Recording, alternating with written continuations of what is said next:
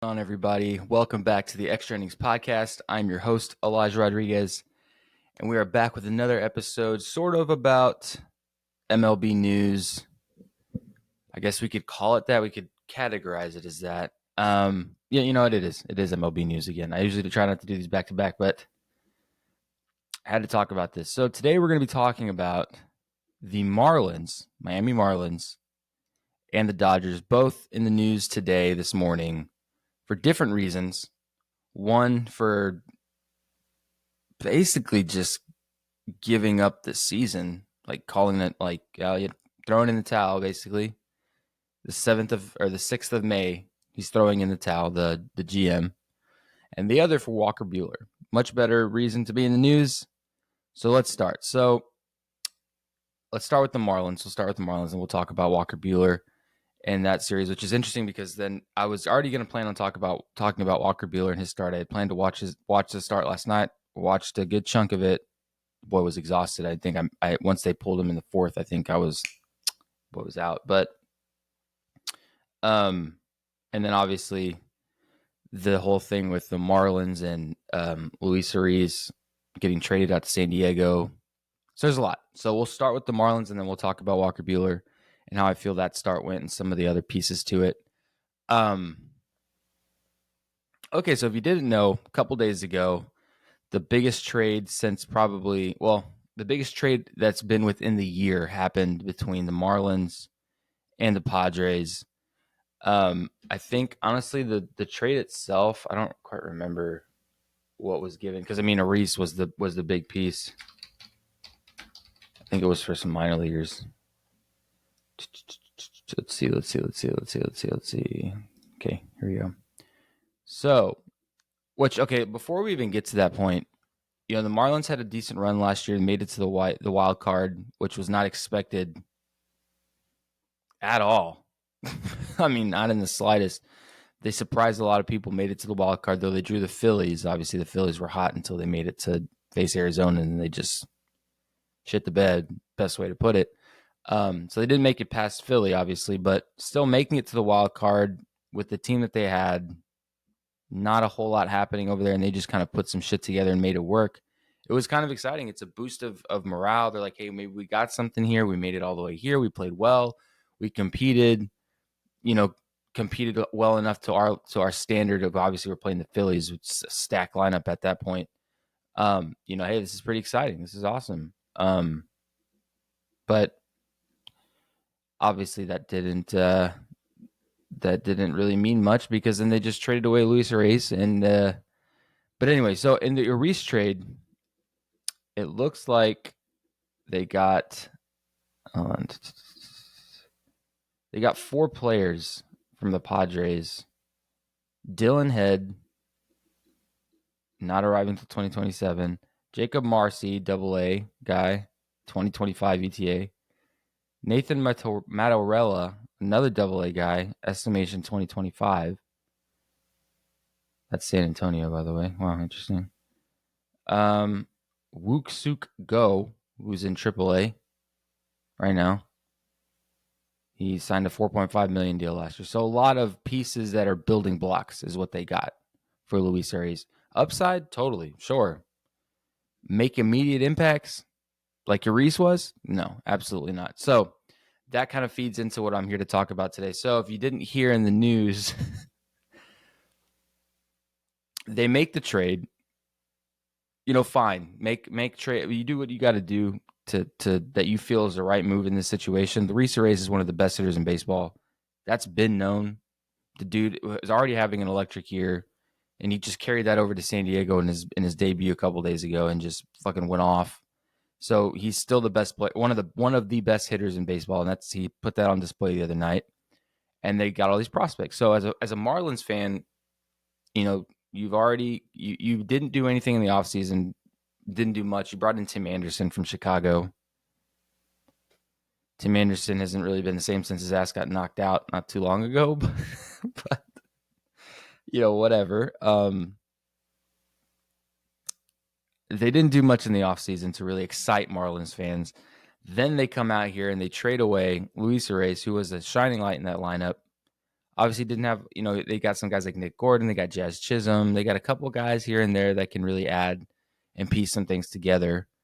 But he was the heart and soul. He was the lineup. He was the guy that you look to do damage every time he came to the plate, and anything less is probably disappointment from him.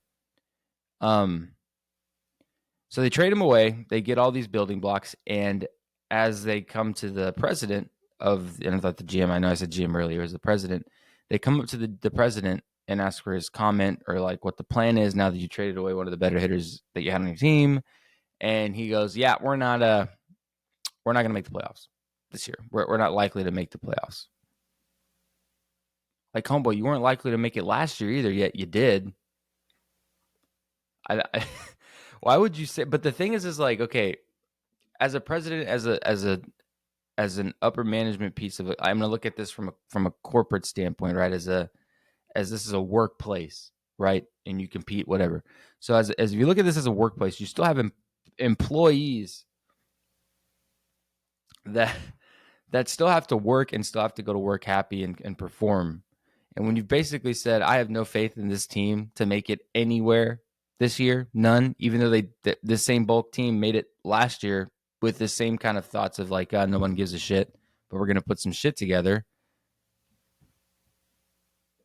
That's kind of disheartening as a player, right? It's like he just basically said he has zero faith in us. Yeah, they started off, they're 9-26. They were 84 and 78 last year. But now 9-26 this year, trading away their best player. Yeah, slow start. Dude, a lot of people have had slow starts into the season and stuff like that, and it just happens.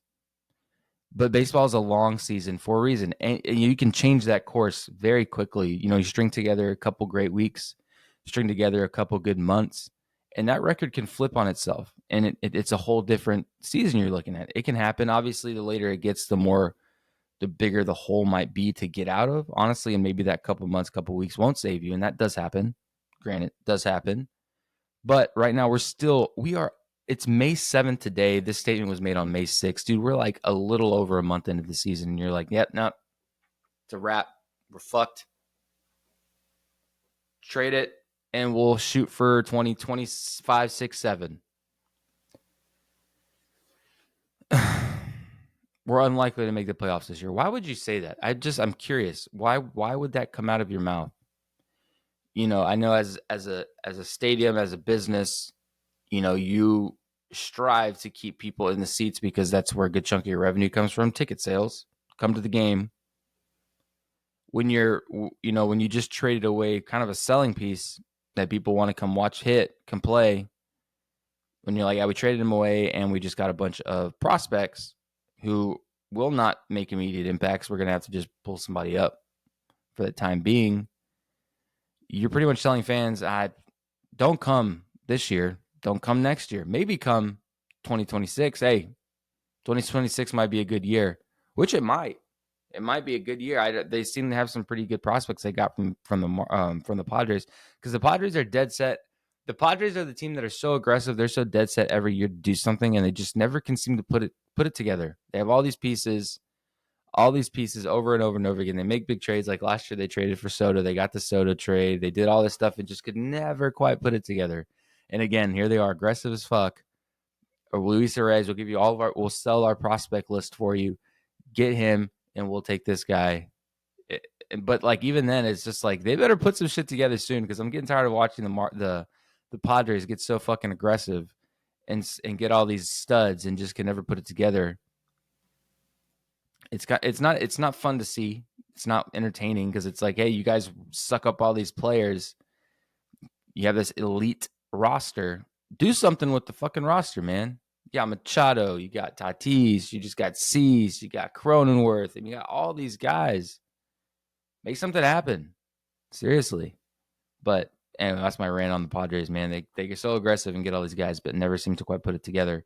But anyway, the Marlins, all in all, I don't know. I think that this is a gross, stupid, nasty thing to say. A little dramatic, yes. But like, why would you do that? It kills morale in their clubhouse. It kind of dampens your fan base. Like, well, I don't think a lot of fans are as deep as me, and they're not going to quite go as deep. Obviously, if you're a fan, you're probably going to look at what was traded and kind of raise your eyebrows and be like, wow, for maybe one guy we'll see this year, maybe one.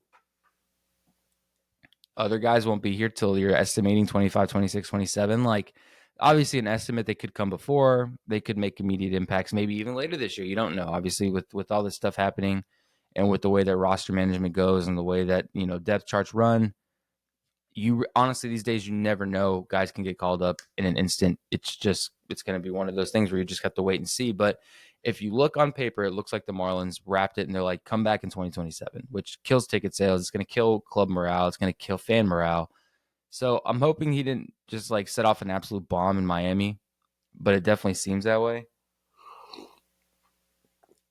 I mean, as a player, if I'm in that clubhouse, I'm like, well, glad to know that our fucking management doesn't give a shit if we win or lose this year. So it would set a fire in me, and I think that's what happened because the Marlins were kind of hot last night, low key.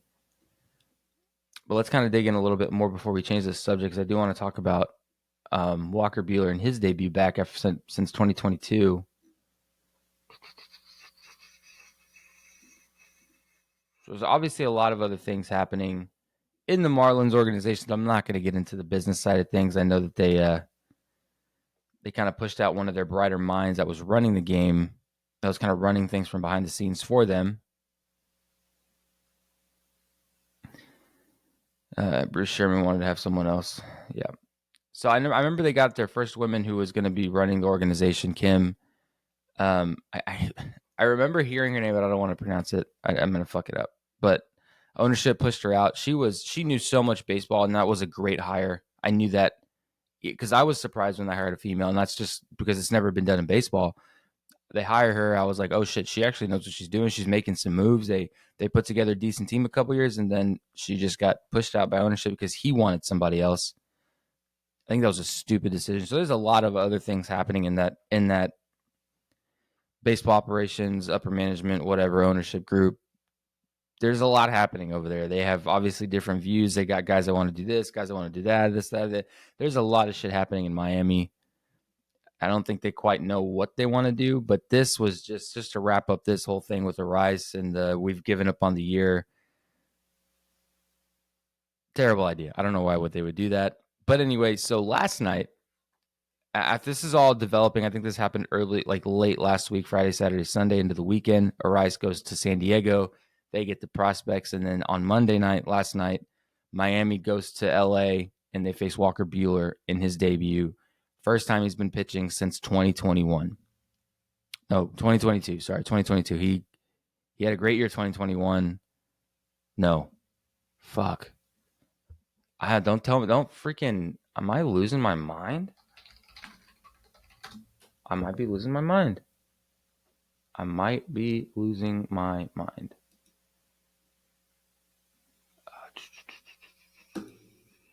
Yeah, so 2 years gone. So he hasn't pitched since 2022. It was late 2022 when he got injured. Okay.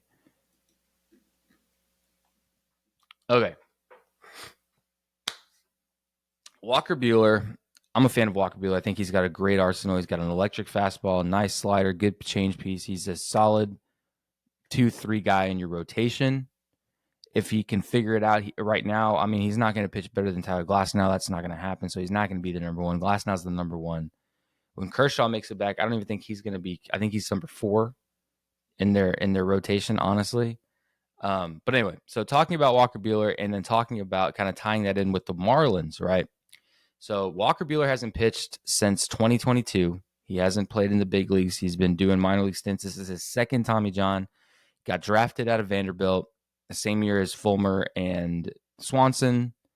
Drafted in the first round by the Dodgers, goes over there and has Tommy John in 2015. So he doesn't pitch till he makes his debut. So he got the Tommy John then he had it again this past 2 years ago, and then he's finally back. Hold on.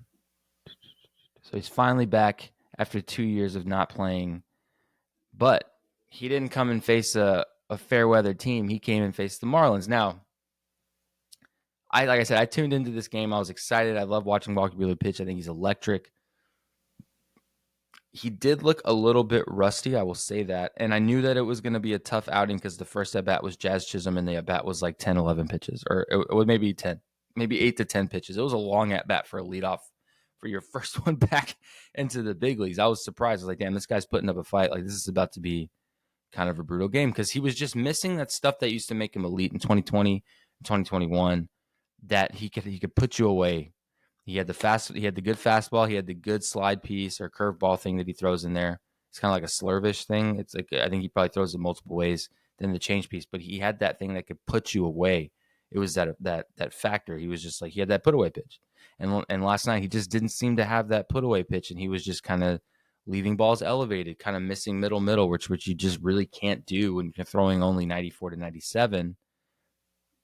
Even 97 is the high end of your thing. So you're really sitting 95 to 94 to 95. Missing middle, 94, 95 is a candy pitch for most guys. So that's what I kind of took away. So I was like, okay, so Walker Buehler's a little rusty. Didn't do bad. I mean, he gave up a couple hits here and there. I think he gave up 2 in the first. Kind of some scratch hit. I mean, Jazz Chisholm gets a weak-ass base hit because they're playing the shift, hits it to Muncy. Muncy kind of fields it, no play to be made. He steals second and then gives up a hit. Chisholm scores, gives up another hit. That guy scored, so they got 2. Then he gives up a home run to Nick Gordon in the next inning. So the first 2 innings were the most rough part of the start, by far. But still had flashes of good shit. He had flashes. Like the curveball looked good. Fastball, I was excited because it had life. The first inning, though, I think it was more adrenaline because he didn't. Like I said, I knocked the fuck out over here in Texas. It was already 10:30, 11 by the fourth, fifth, and sixth inning rolled around. Boy was out. So I only watched Buehler's debut and when they took him out in the fourth, and I was pretty much not paying attention after that because I was just exhausted.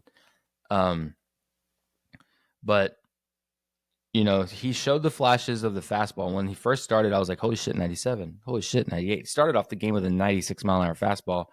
When I had seen the footage of him in minors, he was like 93 to 95, topping 95, but then he was topping 98 last night. Adrenaline, absolutely. First time back, nervous. You could see that he was anxious. He was ready to go, but you could sense the nerves. And then he kind of settled in towards the third, fourth. It was just a lot of pitches. Let's just be honest. I mean, first 2 innings were kind of tough.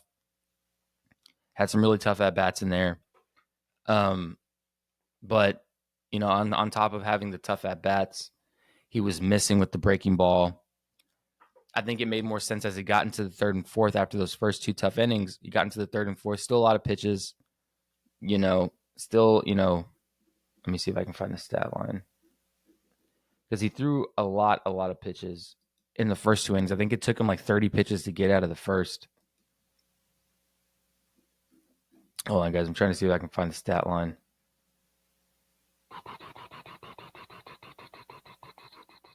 We get it? We want to hear about him, but like, where is the stat line? Okay, right here. So he strikes out 4 in his first MLB start in 2 years. Okay, this is all I wanted, but they make it so hard because everyone's reporting the same bullshit over and over and over again. So we got to change that out, man. Come on.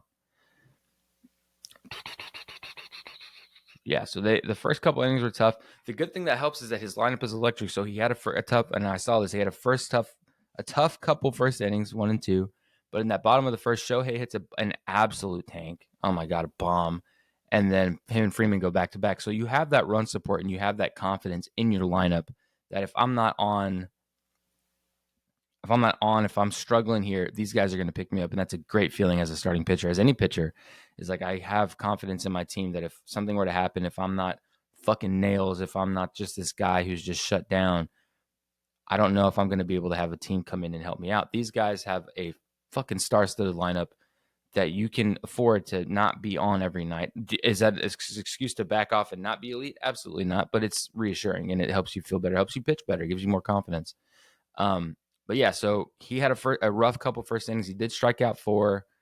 So there's a silver lining. And the thing is, like the first inning, I wasn't expecting, like I said, I saw his rehab starts. I looked at the news. I looked at everything leading up to this point.